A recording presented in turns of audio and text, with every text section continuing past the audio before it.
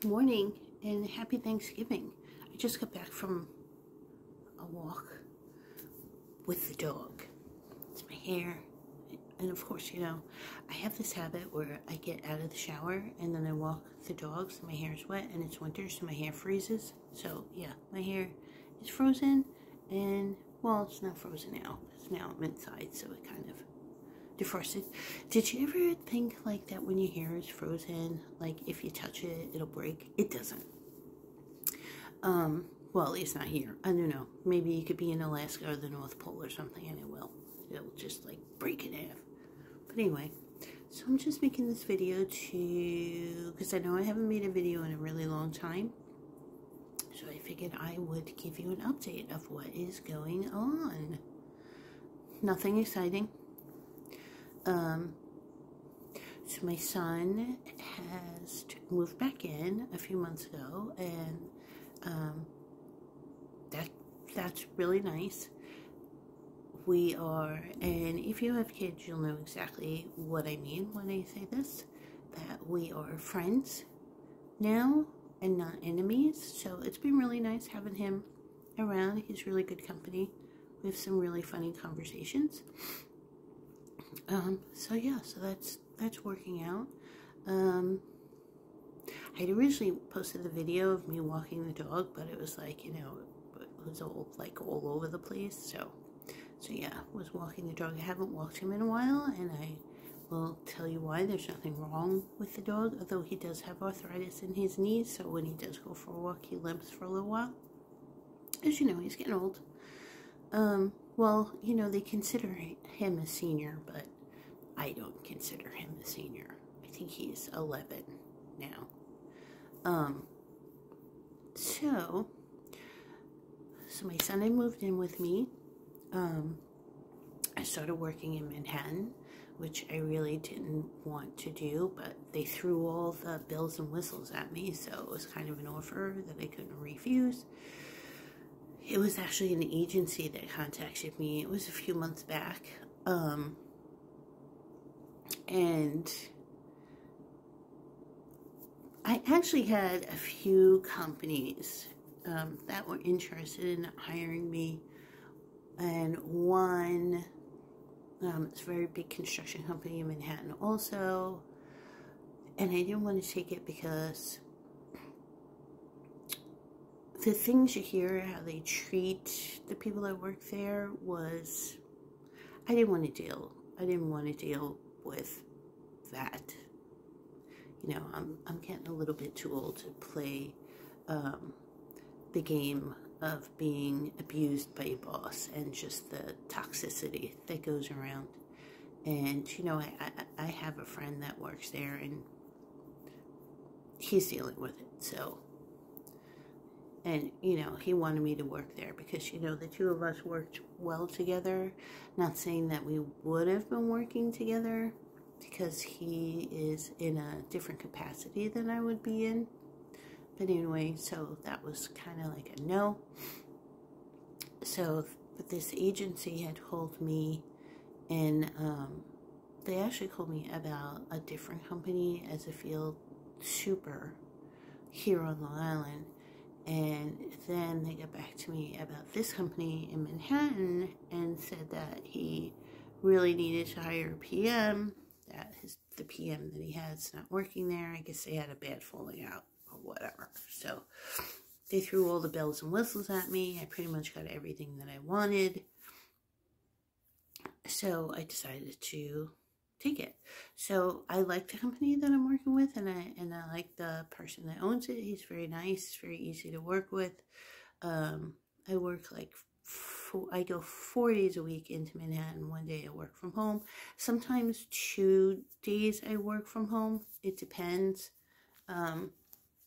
But mostly 4 days I go in. And if I go in on Friday, it's usually like half a day. And I'll go in, I'll check on one of the jobs, finish up some paperwork, and then come home and finish working from home. That's usually on Fridays. Wednesdays is the day I work from home, but lately meetings have been getting scheduled on Wednesdays, which I'm not too happy about because that was not part of my agreement. So I may be taking a different day. But anyway, so yeah, they threw all the bells and whistles at me. It was kind of, I was kind of iffy about it because, you know, I've done jobs in Manhattan before, construction jobs in Manhattan before, and the commute is horrible, and, you know, and even getting around the city is horrible. It's like you spend more time trying to get around the city than actually doing anything else. So for me, the commute is 2 hours there, 2 hours home. So yeah, so I've been doing that. One of the things I noticed, you know, and throughout the years that I have done jobs in Manhattan in various parts of the city, I have not seen the homeless and the mental health issues, I'll just put it that way, then like I do now. And it's crazy. You know, I get into the city early in the morning, so I don't see that many. I mean, you see them, but not that many. Like when you pull into Penn Station, you see the homeless sleeping on the platforms when you pull in, and you're kind of stepping over them when you get off the train. And, you know, when you come out, sometimes you see them. And since I get in there really early, you don't, like I said, you don't see a lot because they're probably still in shelters. But you do see the ones that are not in shelters. And usually they're the ones with mental issues that are around that, you know, are on the cusp or are violent. So, and, you know, and it's dirty. I know, it's going downhill. You see a lot of stores that are going out of business, or you see stores that have gone out of business that are just vacant. Yeah, it's not like it was. And so when I go there in the morning, they're at Penn Station, you know, you just try to walk as fast as you can with your eyes in front of you and just see what's around. But then on my way home, I go to Penn on 34th. It's, you know, and it's around Penn, it's like a huge touristy destination. Like, you know, it's where they have the Macy's stores and all the things. And that's when they come out. And I don't carry cash on me at all. I haven't carried cash on me in years.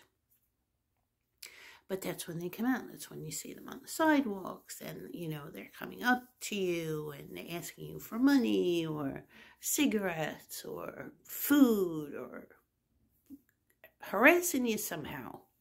Or, you know, they're out there screaming to God knows what on the top of their lungs and threatening to fight people. And it's a zoo. And quite honestly, I have not seen it as bad as it is now. And one of my job sites is on 43rd, so I have to go down 42nd, cross over Lexington to 43rd. And 42nd is like even worse. It's like wherever the tourists are, there's where these people are, because, you know, they're just hitting up the tourists for money and they're getting it. And, you know, and there are even some people that aren't destitute or, you know, on their ass that sit on street corners and beg for money because, you know, it's lucrative for them, especially the ones that bring their animals with them, you know, their dogs or their cats or whatever, because people have a soft spot for animals. Most people have a soft spot for animals, so they're going to stop and they're going to give these people money just to feed their animals. So I don't know if that would be my line of work to do, but some people do it and some people make money on it. Like, for example, every day when I would go to Penn, and I usually take the 3:45 train. Well, no, I leave at 3:45. I usually take the 4:15 train. So I start walking from my office to Penn Station. And when you get to, I think it's 34th and 6th, there was a guy that used to sit like right in the middle of the sidewalk where like you were literally tripping over him, and he was huddled down. He had like a sheet over his head. You couldn't see it. He was as low to the ground as he could go. And, you know, people were tripping over him because he was like right next to the subway entrance, just getting hit by suitcases and everything. And with a little sign. And then, I don't know, a couple weeks ago, I was watching the news and they had the video of this guy saying, oh, look at all the people passing by this homeless person. And then all the comments were like, you know, the guy's 21 years old. He's not destitute. This is what he does for a living. And, you know, it was like hundreds of comments about this particular guy and that he's a grifter. And since that came out, you don't see this guy in that corner anymore. So I guess he found a different corner to go to. You know, he was found out. But yeah, I mean, you do see a lot of that, and, you know, it's sad. It's just sad. I'm not an expert. I don't know what you can do about that situation, but maybe one of the things you could do about it is, you know, make housing affordable in Manhattan. I mean, when, you know, people are renting shoeboxes, literal shoeboxes, for $7,000 a month, that, you know, your arm can reach wall to wall because that's as wide as your room is. Something's got to change. Something has to. And, you know, and then, you know, landlords are complaining that they can't rent their shit boxes out. I wonder why. Maybe if you made it more affordable, people would rent. Maybe if the housing was more affordable, you know, stores could flourish. And, you know, all the wealthy people that were in Manhattan have left during COVID. They have left. They are now on Long Island, Jersey, and Connecticut, or moved out of state. So it's not like there's a ton of, you know, wealthy people left in Manhattan that there once was. So, yeah, things have to change. And, yeah, I was talking to, like, even the subway. I took the subway the other day, and there's human feces on the platform. The woman I work with saying she took the subway, and there was human feces on the seat. I mean, and you have the mentally ill using the subway, and they're committing violence against other people, or just acting completely out of their gourd that people are afraid to actually sit in the subway with them. And, you know, the police are not there. They're supposed to be policing the subway, but they are not. And, you know, like, for instance, I pulled into Penn, and I'm walking to my office, and I was on the corner of 34th and 6th, and there are count them, four cops on that corner talking to each other, gossiping, drinking their coffee, and literally right across the street are two men fighting. Do you think these cops actually would have done their job and, you know, took a walk over there, or even like a slow stroll to walk over there to find out what's going on? No, they just stood there gossiping, drinking their coffee, and watching what was going on. So the police aren't even doing anything either. So that's how it is.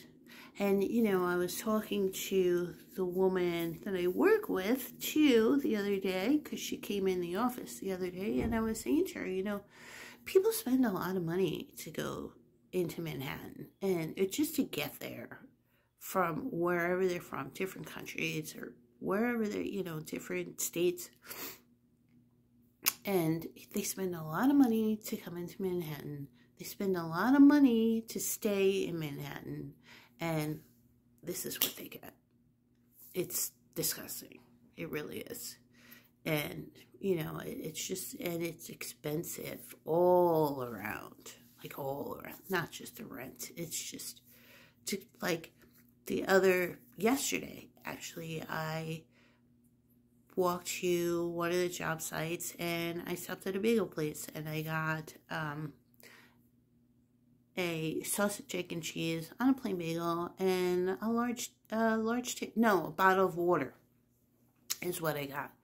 And it cost me $20. $20. And the bagel was $10.50. $20. And that is insane. So, how they expect people to actually live there, pay rent, feed themselves and live there, I have no idea. But, you know, they're still acting like it's the richest city in the world. And it's not. People can't afford it. And I think it's time that the government over there kind of realizes that and does something about it. But anyway, that is my rant. And I will be back on what is going on for Thanksgiving. I think today, for Thanksgiving, we are going to have some baked ziti because I'm not a huge turkey person and neither is my son. And I really couldn't think of anything else that I really was in the mood for. So I'm going to make some baked ziti and, of course, stuffing because I love stuffing. And, you know, I don't make it often enough. And yeah, so last night I made the sauce for the baked ziti, and yeah, so when I start putting everything together, I will be back. So the other thing too is I'm not really tired when I wake up. Well, most times I'm not really tired when I wake up because I get enough sleep, but then I fall asleep on the train and then I'm really tired. Like yesterday, I got out of the city early because I didn't want to deal with all the people leaving the city for Thanksgiving. And even though I left the city at 11:16, it was standing room only on the train. And it was a transfer, so I had a transfer at Hicksville. And I feel myself falling asleep. And I kept saying to myself, oh, you can't fall asleep, we have one more stop to go. And of course I fell asleep, like dead asleep, drooling, literally. And some woman had to wake me up, so I can't stand that because then you just feel tired the rest of the day. Yeah, so that is my experience so far, and that's what's been going on. So I will get back to you for what the plans are for Thanksgiving. Alright, so I'm going to start prepping for the stuffing. So right now I have some chicken broth on the stove boiling. All I use is, I just use the powdered Knorr chicken bouillon and just boil it in water. Here I have the sauce that I made last night. I just took it out of the refrigerator and put it on here just to make room on the refrigerator. So I'm going to start doing the sauce and the stuffing. And it's going to be plain old sausage stuffing. So I have a roll of sausage. I have my herb seasoned, I guess, bread crap. I just chopped up an onion. I'm currently chopping up some celery. And I think that's pretty much all that goes in there, except for some poultry seasoning. So yeah, let me finish chopping up what I have to chop up, and I'll be back. Okay, so right now I have 2 tablespoons, a stick of butter, because let's face it, stuffing is not healthy, and 1 pound of sausage. I'm going to cook up this sausage until it's done, and then we're going to add everything else. Oh, and I remembered we need garlic, and I have these oyster mushrooms that I needed to use, so I'm going to throw them in there too. Okay, so my sausage is pretty much done.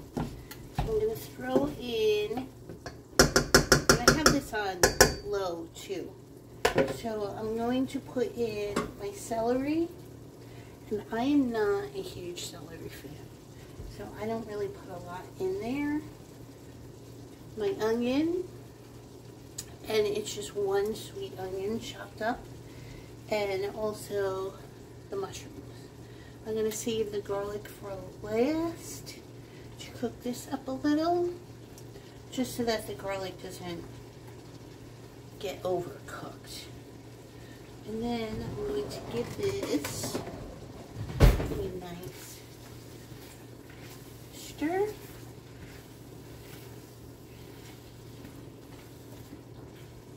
And we're going to cook this up until the garlic and onions are soft. I forgot the word.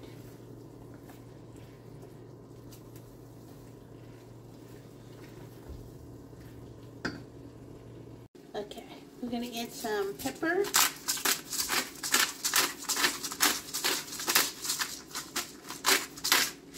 To this, and I'm also going to add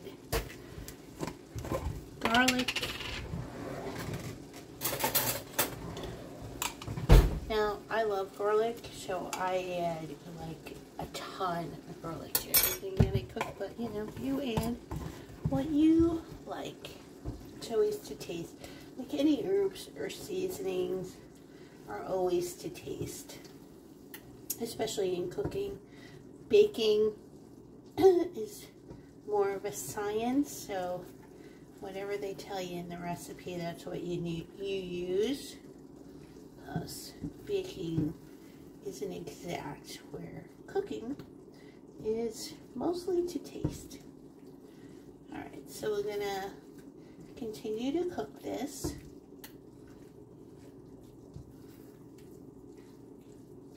And I'm just going to put a cover on it.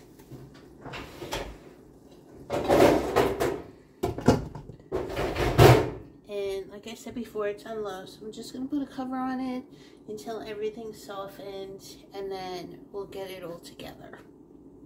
Okay, so everything's cooked. It's soft. I let it cool off a little. So I have my breadcrumbs here. I just bought these. I didn't make these because, you know, sometimes you need to make things easier on yourself. So I'm just going to dump the mixture in here.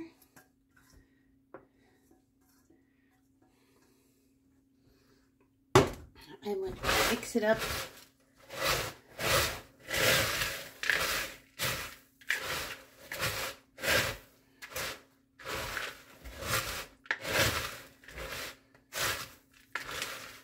Should have probably let this cool a little more.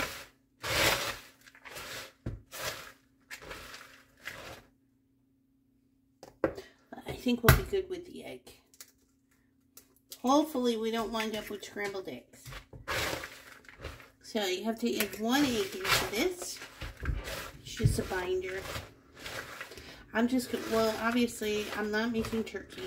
So I'm just going to cook this in the oven, put it in the pan, and cook it in the oven. And now I'm going to add in the chicken broth and make it to the consistency that I like it. I don't like it like too mushy, but I don't like it too hard either. So I like it in between. And you know, and then when you bake it too, it kind of dries out.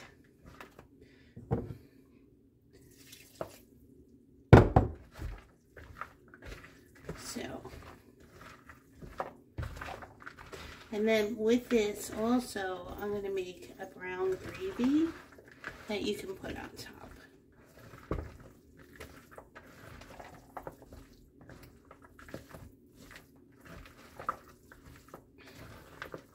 Okay, so I think this is good.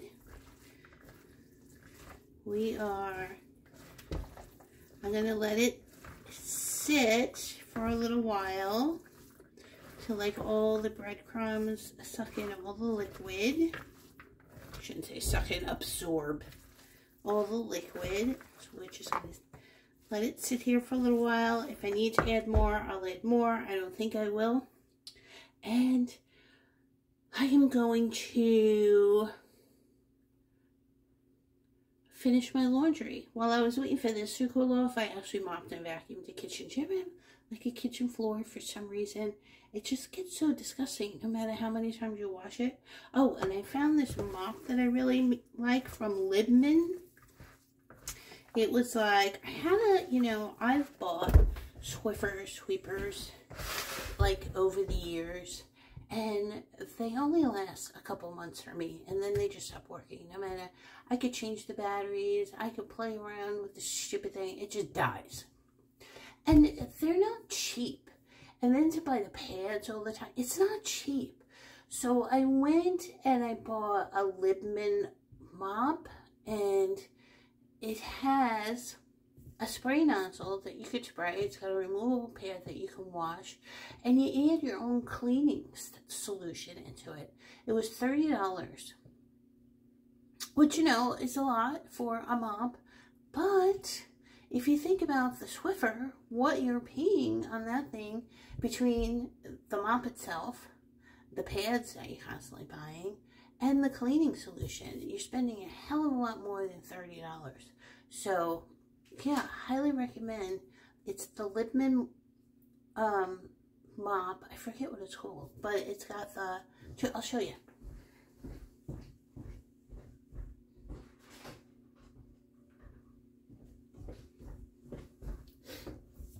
I'm just going to move you. Okay, so it's the Libman, see?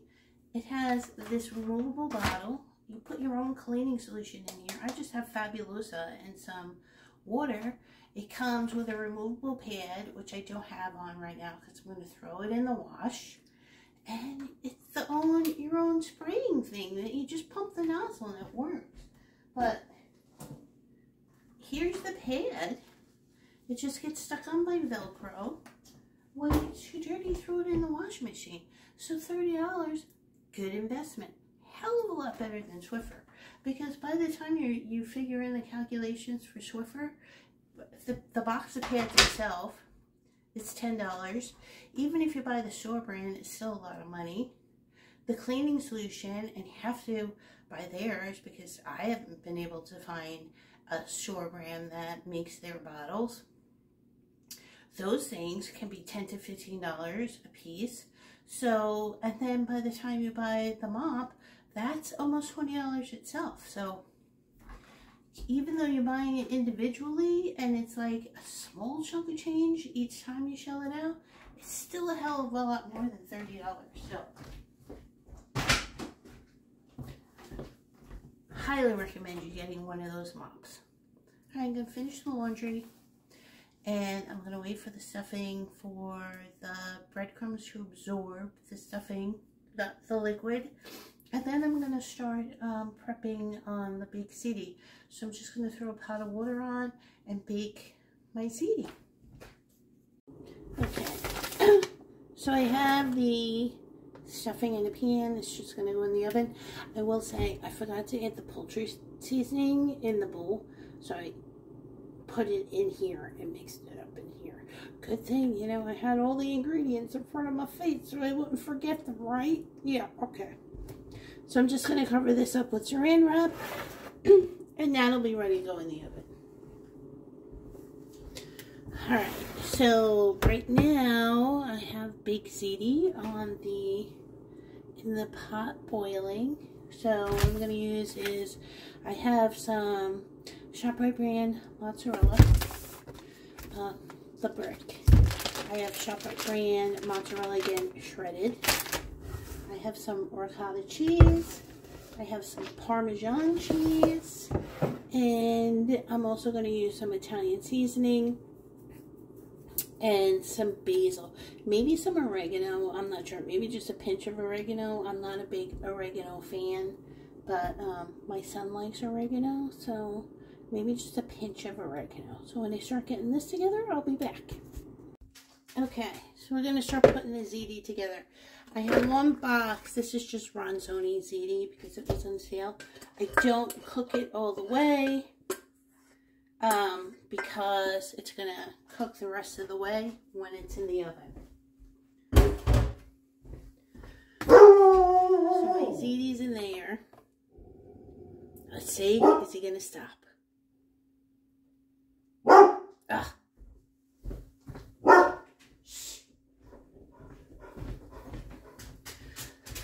Alright, so I have some ricotta cheese that I'm going to add in. Now, I like my ziti like really cheesy and really saucy. So let's just open this up.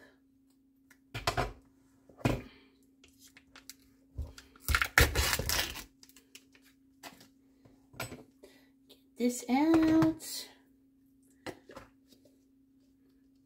Yummy. Doesn't that look delicious when it comes out like this?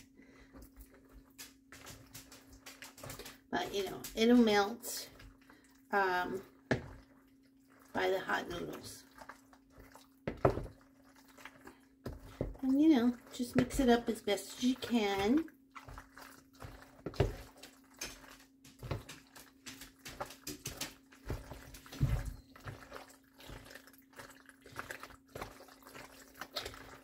Like so.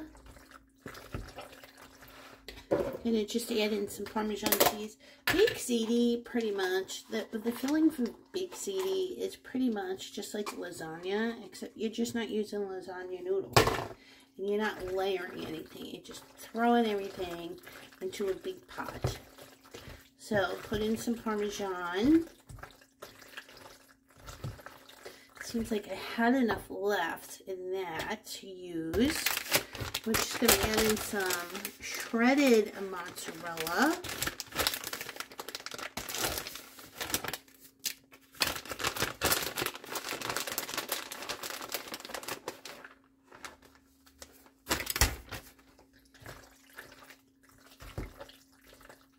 Now I looked to see if I had some oregano, which I didn't have any dried oregano, but I have fresh oregano that I bought a few weeks ago when I made chicken halal, but it's been sitting in my fridge, so it wasn't very good. I have some Italian seasoning,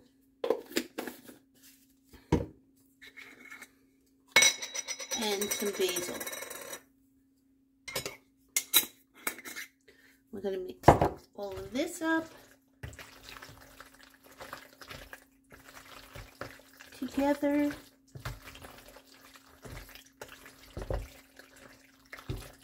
And then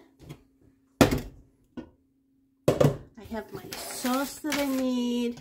I also made some turkey meatballs when I was a few days ago, so I'm going to be serving that too. So just add your sauce.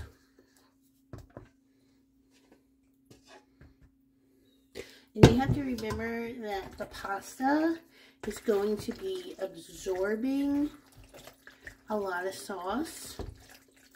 So just keep that in mind when you add your sauce. You know, it may look like you're adding a lot, but at the end of the day, you're really not, because pasta absorbs a lot of sauce. Okay, so I have my pan here. I'm just going to dump this in.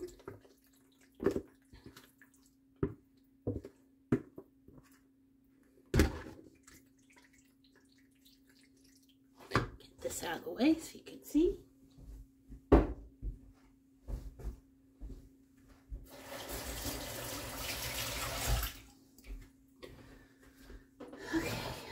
Can dump this in here, and don't worry, you know, if like everything's not mixed in 100%, it's all gonna be okay. I mean, it all goes in the same place anyway. Have my block of mozzarella, and I'm just gonna cut pieces, and I'm gonna layer it on top.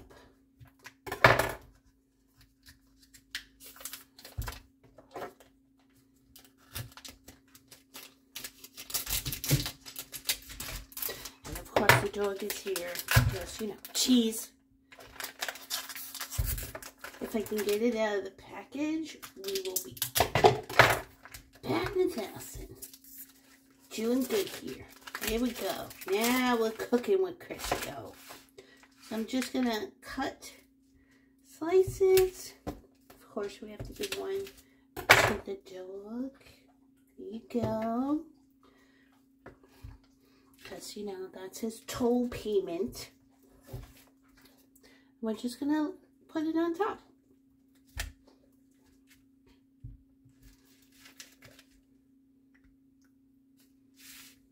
Let's see what I'm doing.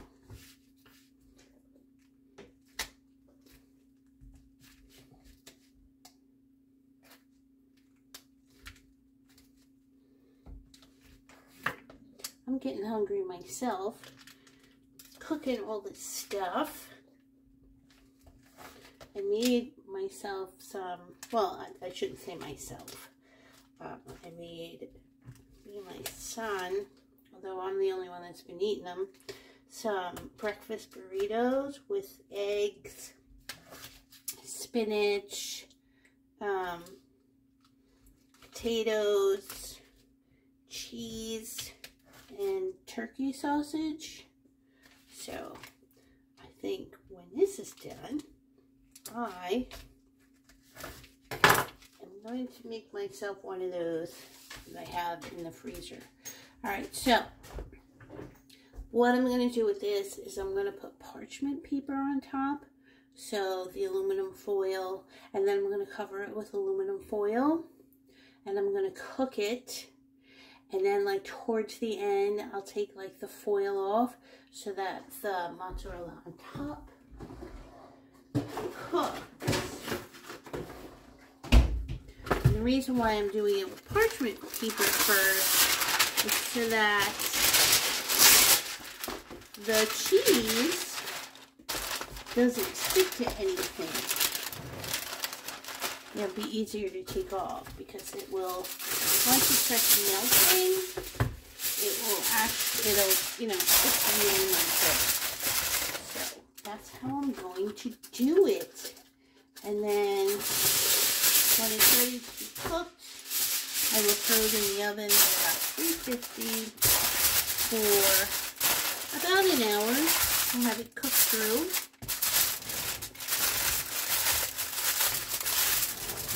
And that's it. So with this, I'm gonna serve turkey meatballs that I made, and also I have a garlic bread. And then the stuffing, which will probably just be for me, because my son doesn't like stuffing, or he doesn't like my stuffing. I'll be making some brown gravy to go on top of that.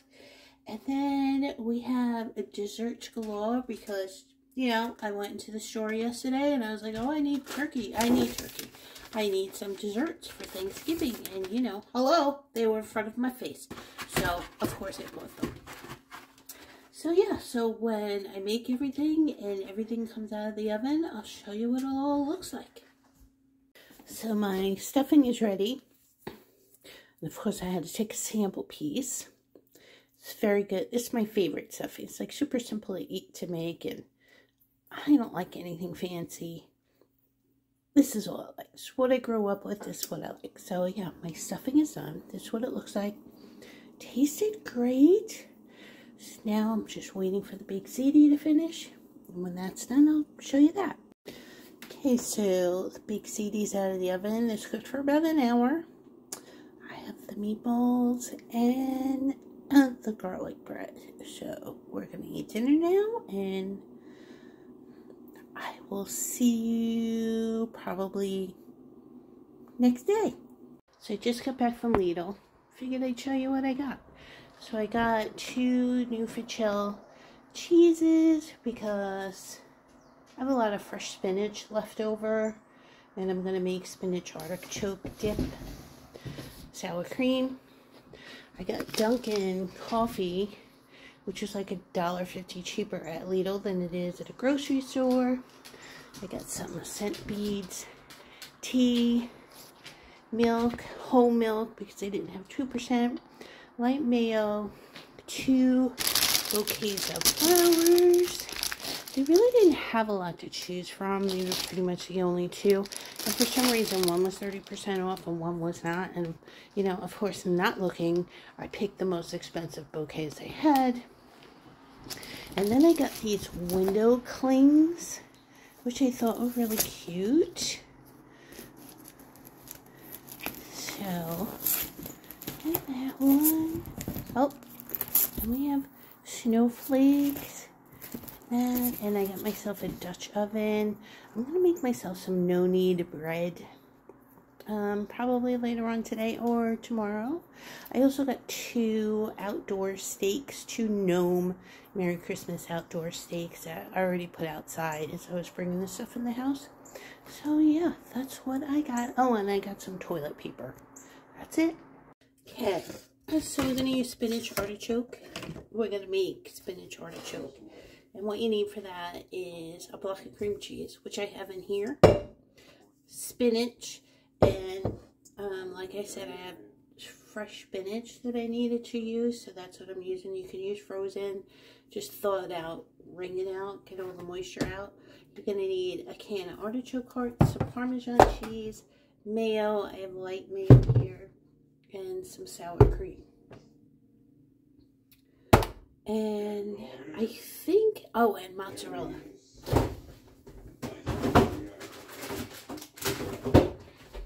Take that out of the fridge. And then you're going to need some pepper, just black pepper. So in my bowl, I have the cream cheese. I have the spinach. And my countertop is like overloaded with stuff because I am like prepping a lot of things at the same time in the oven. I have turkey bacon cooking. I'm going to have regular bacon cooking. Then I'm making chicken breast so I can make chicken salad. So yeah, I got like everything going on. Alright, back to what I'm doing. So I have the sour cream. I mean the cream cheese and the mayo in here. Then we're just going to add sour cream. It's about 1/4 cup you want to add in here.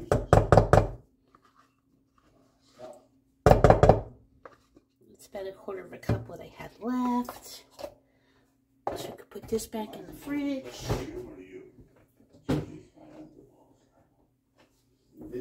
We're also going to need about the same measurement of mayo, about 1/4 cup.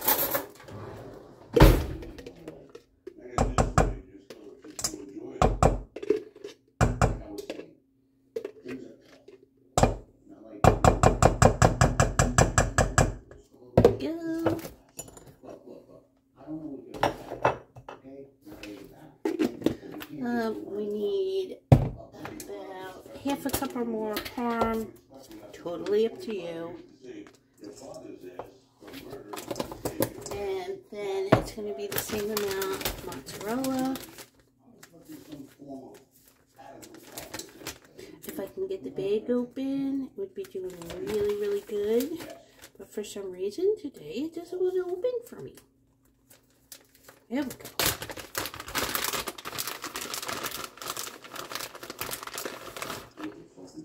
My oven is set to 350 already. We're going to add some pepper.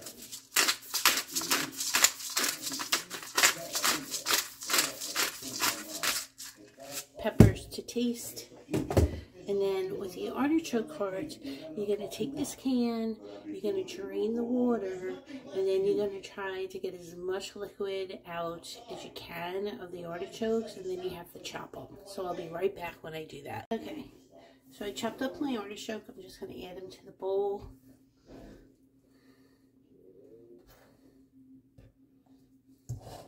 Now, my cream cheese wasn't that soft.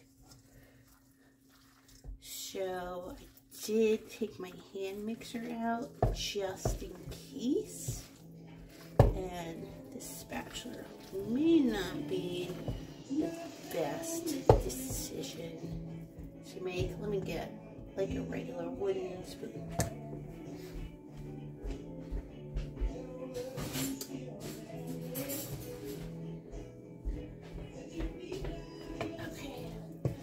you're gonna mix this up.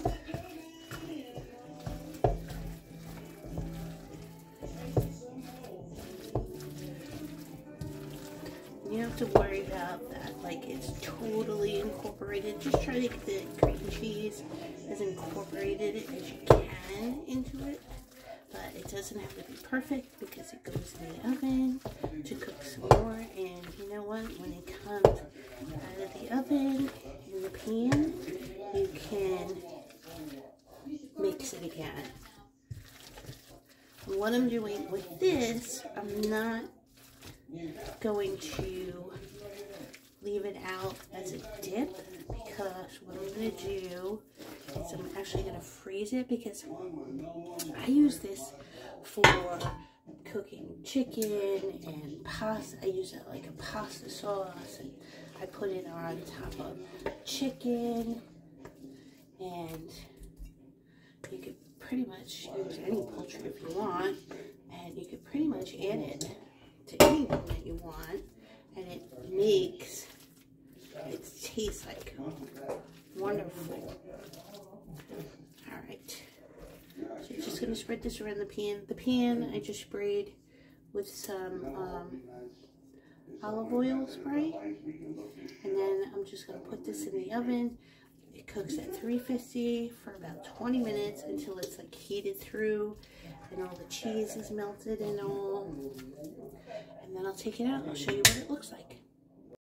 Okay, so next I'm going to cook chicken breasts for chicken salad. Oh, hopefully these fit. It doesn't look like it's going to. Let me take this rack off.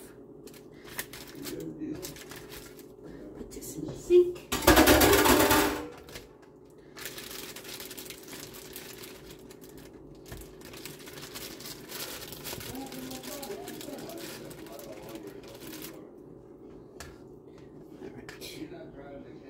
Wash my hands.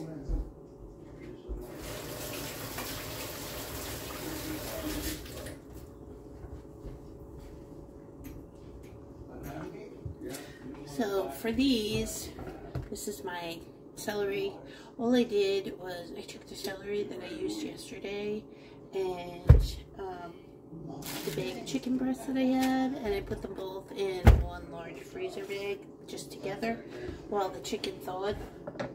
So for this, I'm just going to put salt and pepper on it because I want it fairly neutral, because I'm going to be, when I make the chicken salad, I'll be adding seasonings into the chicken salad. And then we're just going to flip, and we're just going to do the same on the other side. Pepper and some salt. And then I'm just going to throw it in the oven until it's done, and then I'll show you what I do when I take it out. So the spinach artichoke dip is out of the oven. It's heated through. So I'm just going to let this cool off, and then I'm going to put it, I'm going to spoon it into like sandwich bags, and then I'm going to put that into a large freezer bag, and that way whenever I want to cook with it, I just take out a bag and Bob's your uncle. Okay, so the chicken breast is done. I have a small bowl here. I chopped up my chicken breast. So I'm going to add chicken breast in my bowl.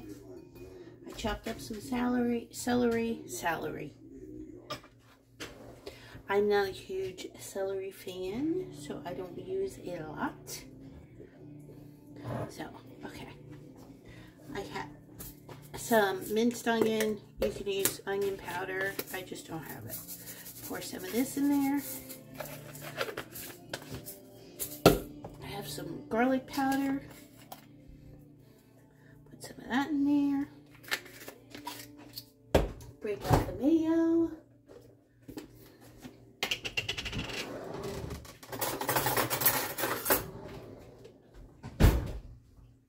And Dijon mustard.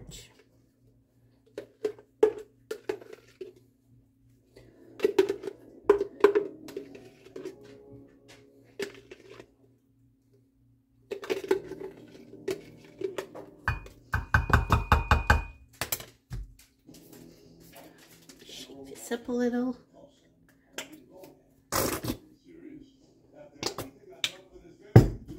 And then we just mix it up. I like my chicken salad, tuna salads, egg salads like wet, so I'm probably going to add more mayo to this. Maybe, or maybe not. I may have just enough in here. And you already put salt and pepper on the chicken, so I didn't add more than that. But, you know, you certainly can if you want.